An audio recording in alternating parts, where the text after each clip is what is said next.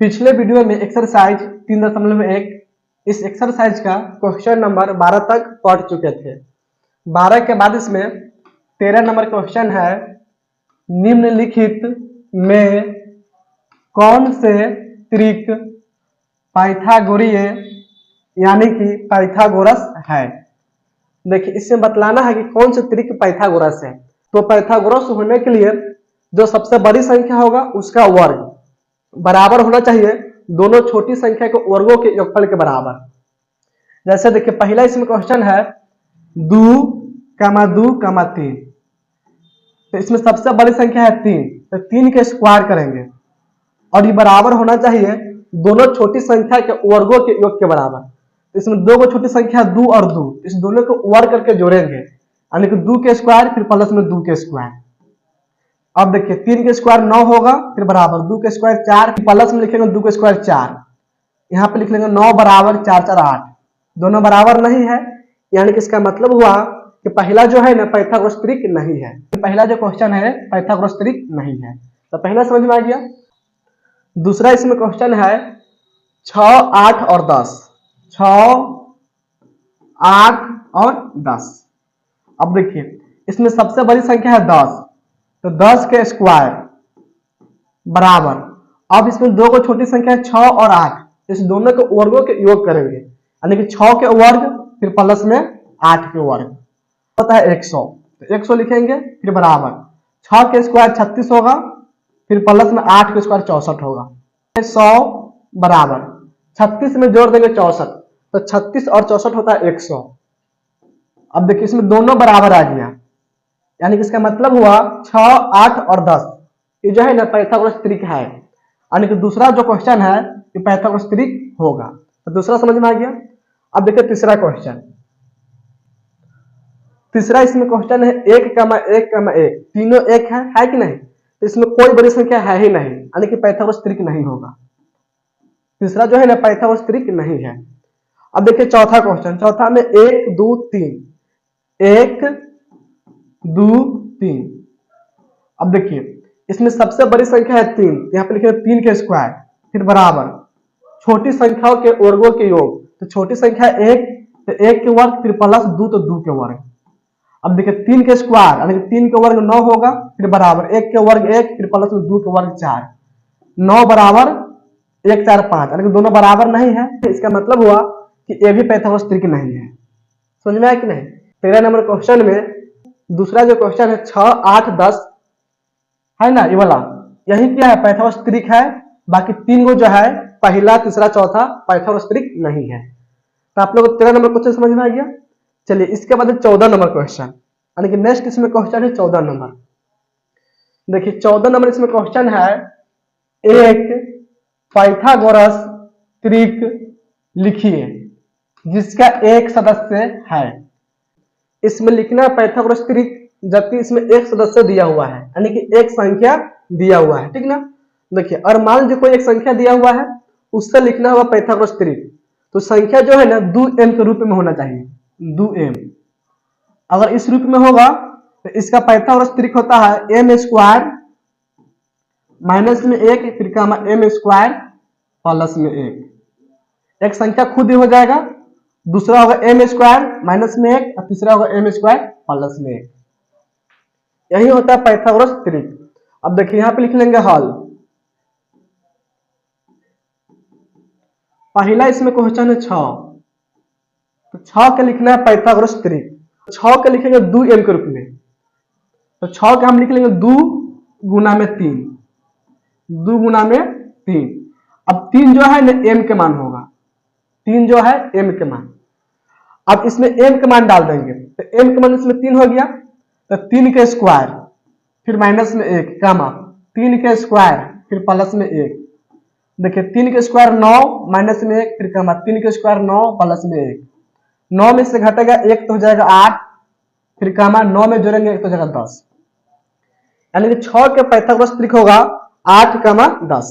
एक संख्या 6 खुद रहेगा, इसके बाद हो जाएगा 8 और 10, तो जगह पहला कैंसर। समझ में आया कि नहीं। यानी कि पहला नंबर जो क्वेश्चन 6 दिया हुआ है, तो 6 का पाइथागोरस त्रिक होगा 6, 8 और 10। अब देखिए दूसरा क्वेश्चन। दूसरा क्वेश्चन में है 14, तो 14 के लिखेंगे 2m के रूप में, तो 14 के लिख लेंगे हम 2 गुना में 7। क्या लिख लेंगे? 2 गुना में 7। अब देखिए 7 जो है ना इसमें m का मान होगा। 7 किसका मान हो गया? m का मान। अब इसमें जहां जहां m होगा वहां पर लिखेंगे 7। देखिए तो यहाँ पर लिख लेंगे 7 के स्क्वायर माइनस में 1 फिर कमा 7 का स्क्वायर प्लस में 1, 7 का स्क्वायर 49 माइनस में 1 फिर कमा 7 का स्क्वायर 49 प्लस में 1, 49 में से घटेगा 1 तो जगह 48 फिर कमा 49 एक 50। यानी कि इसका मतलब हुआ 14 का पाइथागोरस त्रिक होगा 48 और 50, 48 और 50, 14 48 50 तो जाएगा 14 का पाइथागोरस त्रिक। अब देखिए तीसरा क्वेश्चन, तीसरा इसमें क्वेश्चन है 16, 3 नंबर में है 16। देखिए 16 के लिखेंगे हम 2 गुना में 8, 2 गुना में 8। अब इसमें m के मान होंगे 8, इसमें जहां जहां m वहां पे क्या लिखेंगे? 8 लिखेंगे। यानी कि हो जाएगा 8 के स्क्वायर माइनस में 1 फिर का 8 के स्क्वायर प्लस में 1, 8 के स्क्वायर 64 फिर माइनस में 1 का 8 के स्क्वायर 64 प्लस में 1, 64 में से घटेगा 1 तो जगह 63 फिर का 64 में जोड़ेंगे 1 तो जगह 65। यानी कि इसका मतलब हुआ कि 16 के पाइथागोरस त्रिक होगा 16 63 और 65, तो जगह तीसरा का आंसर। इसके बाद देखिए चौथा क्वेश्चन, चौथा में है 18, 4 नंबर क्वेश्चन में है 18। देखिए 18 के लिखेंगे 2m के रूप में, इसको लिख लेंगे 2 गुना में 9, यानी कि इसको लिखेंगे 2 गुना में 9। अब देखिए इसमें m का मान हो जाएगा 9, m का मान कितना है इसमें? 9। अब इसमें जहां जहां m वहां पे क्या लिखेंगे? 9 लिखेंगे। अब देखिए तो यहाँ पे लिखेंगे m स्क्वायर है तो इसको लिखेंगे 9 के स्क्वायर फिर माइनस में 1 कामा m स्क्वायर प्लस में 1 यानी कि 9 के स्क्वायर प्लस में 1, 9 के स्क्वायर 81 होगा फिर माइनस में 1 कामा 9 के स्क्वायर 81 फिर प्लस में 1, 81 में से घटेगा 1 तो हो जाएगा 80 फिर कामा 81 में जोड़ेंगे 1 तो जगह 82। यानी कि इसका मतलब हुआ कि 18 का पाइथागोरस त्रिक होगा 80 और 82, 18 कामा 80 फिर कामा 82, हो जाएगा चौथा का आंसर।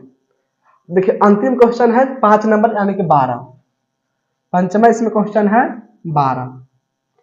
अब देखिए 12 के लिखेंगे 2m के रूप में, तो 12 के लिख लेंगे 2 गुना में 6। क्या लिख लेंगे? 2 गुना में 6, 2 गुना में 6 लिखेंगे। अब इसमें m के मान होगा 6, m के मान इसमें है 6, इसमें जहां जहां m होगा वहां पे लिखेगा 6। यहाँ पर है m स्क्वायर माइनस में 1, इसका मतलब है 6 के स्क्वायर माइनस में 1 फिर कामा 6 का स्क्वायर प्लस में 1, 36 माइनस में 1, 6 के स्क्वायर 36 होगा फिर माइनस में 1 कामा 36, 36 प्लस में 1, 36 में से घटेगा 1 तो हो जाएगा 35 फिर कामा 36 एक 37 हो जाएगा। यानी कि 12 का पाइथागोरस त्रिक होगा 12 कामा 35 कामा 37, यानी कि हो जाएगा पंचमा का आंसर। तो 14 भी समझ में आ गया, इसमें कोई दिक्कत नहीं है। अब चलिए इसके बाद है 15 नंबर क्वेश्चन, यानी कि नेक्स्ट इसमें क्वेश्चन है 15 नंबर। देखिए 15 नंबर इसमें क्वेश्चन है निम्नलिखित को सरल करें। देखिए यहां पे लिख लेंगे हल 15 के से पहला क्वेश्चन है 12 के स्क्वायर माइनस में है 11 के स्क्वायर,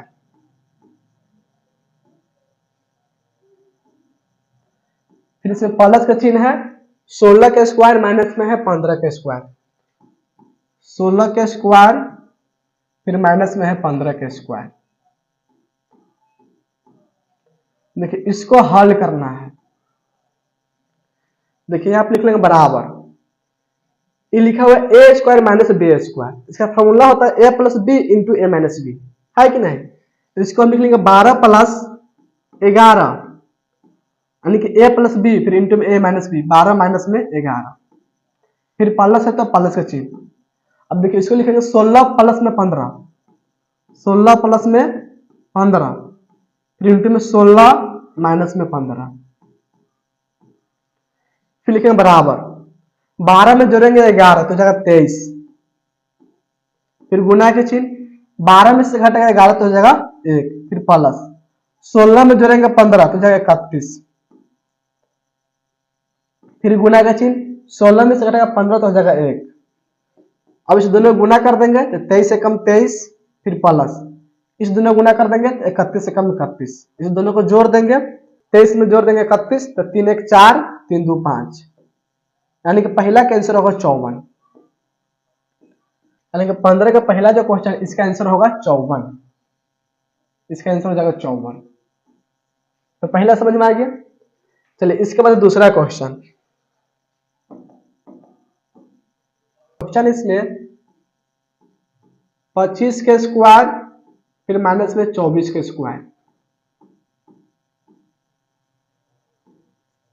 फिर इसमें माइनस का चिन्ह है। अब 17 के स्क्वायर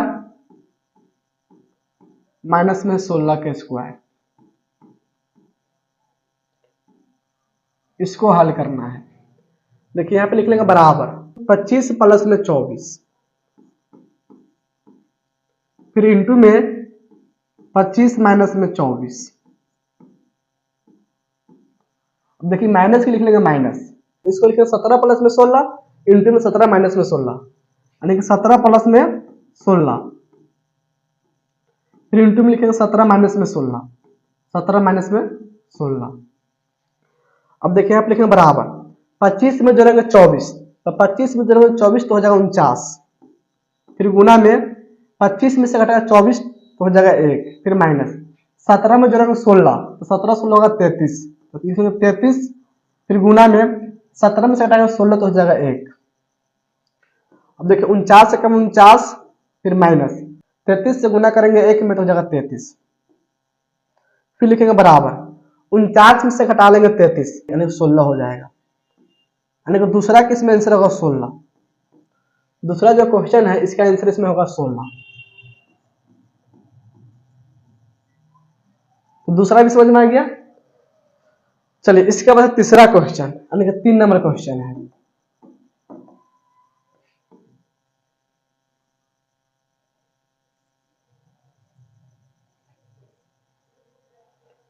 देखिए 3 नंबर इसमें क्वेश्चन है। अब 68 के स्क्वायर माइनस में 67 के स्क्वायर, फिर गुना का चिन्ह है 4 के स्क्वायर माइनस में 3 के स्क्वायर। देखिए क्वेश्चन है इसमें 68 के स्क्वायर फिर माइनस में 67 के स्क्वायर,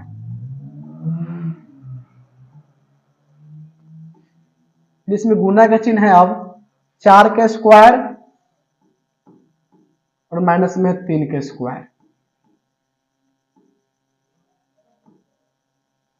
देखिए यहां पे लिख लेंगे बराबर, इसको लिखेंगे 68 प्लस में 67, 68 प्लस में 67, फिर इंटू में लिखेंगे 68 माइनस में 67, फिर लिखेंगे गुना का चिन्ह, इसको लिखेंगे 4 प्लस में 3, 4 प्लस में 3, फिर इंटू में लिखेंगे 4 माइनस में 3। अब देखिए यहाँ पे लिखेंगे बराबर 68 में जोड़ देंगे 67 तो 8 7 15 का 5 हासिल 1 6 दिन 12 1 13 यानी कि 135, फिर गुना 68 में से घटाएंगे 67 तो हो जाएगा 1, फिर गुना का चिन्ह लिखेंगे 4 में जोड़ेंगे 3 तो 7, फिर गुना में 4 में से घटाएंगे 3 तो हो जाएगा 1। अब देखिए दोनों गुना कर देंगे तो हो जाएगा 135, फिर गुना में 7 एकम 7। अब इस दोनों गुना कर देंगे 7 5 35 के 5 हासिल 3 13 7 91 और 91 3 94, यानी कि इसका आंसर होगा 945, यानी कि तीसरा का आंसर होगा 945। 3 नंबर जो है इसका आंसर होगा 945। अब देखिए अंतिम क्वेश्चन है 4 नंबर। 4 नंबर क्वेश्चन है इसमें 29 के स्क्वायर माइनस में 28 के स्क्वायर फिर प्लस 2 के स्क्वायर माइनस में 1 के स्क्वायर। देखिए क्वेश्चन नंबर है 4।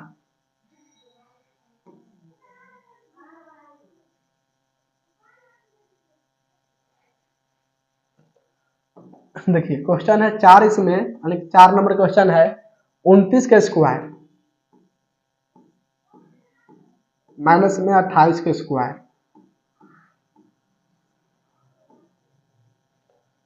2 के स्क्वायर माइनस में 1 के स्क्वायर। इसको लिखेंगे 29 प्लस में 28, फिर इंटू में लिखेंगे 29 माइनस में 28, फिर प्लस, इसको लिखेंगे 2 प्लस में 1 इंटू में 2 माइनस में 1, यहाँ पे लिखेंगे बराबर 29 में जोड़ देंगे 28 तो जाएगा 57, फिर गुना में 29 में से घटाएंगे 28 तो हो जाएगा 1, फिर प्लस 2 में जोड़ेंगे 1 तो 3 होगा, फिर गुना 2 में से घटाएंगे 1 तो हो जाएगा 1, 57 से गुना करेंगे 1 में तो 57, फिर प्लस 3 एकम 3, 57 में जोड़ेगा 3 तो हो जाएगा 60, यानी कि चौथा किस में आंसर होगा 60। 15 के 4 नंबर, इसका आंसर होगा 60। तो 15 नंबर भी समझ में आ गया, 15 के चारों क्वेश्चन समझ में आ गया। चलिए 15 के बाद इसमें क्वेश्चन है 16 नंबर। देखिए 16 नंबर इसमें क्वेश्चन है, निम्नलिखित संख्याएं स्पष्ट रूप से पूर्ण वर्ग संख्याएं नहीं है, इसका कारण दे। देखिए इसमें क्वेश्चन कह रहा है जो इसमें संख्या दिया हुआ है, ठीक ना, ये संख्या जो है पूर्ण वर्ग नहीं है, तो पूर्ण वर्ग क्यों नहीं है इसका कारण बतलाना है। देखिए पहला क्वेश्चन जो है ना, इसके अंतिम में 3 शून्य है, यानी कि शून्य की संख्या जो है विषम संख्या है, तो इसका हम कारण बतला सकते हैं कि शून्य की संख्या, शून्य की संख्या अंत से विषम है, अंत से विषम है।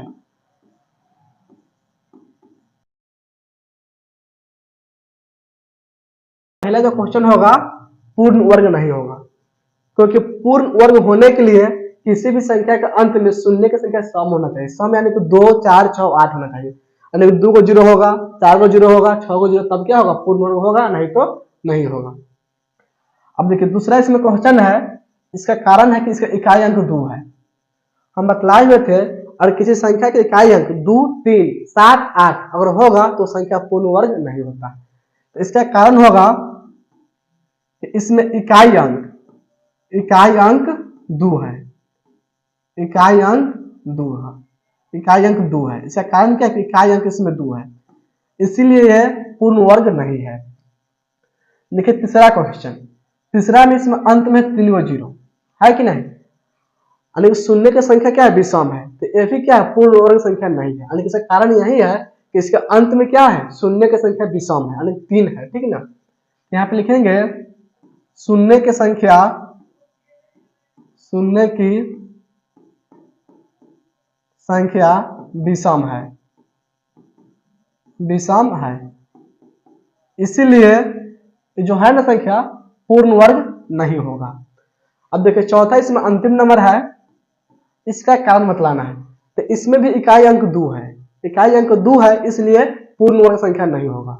यानी कि इसका कारण है कि इकाई अंक इसमें 2 है, इकाई का अंक 2 है।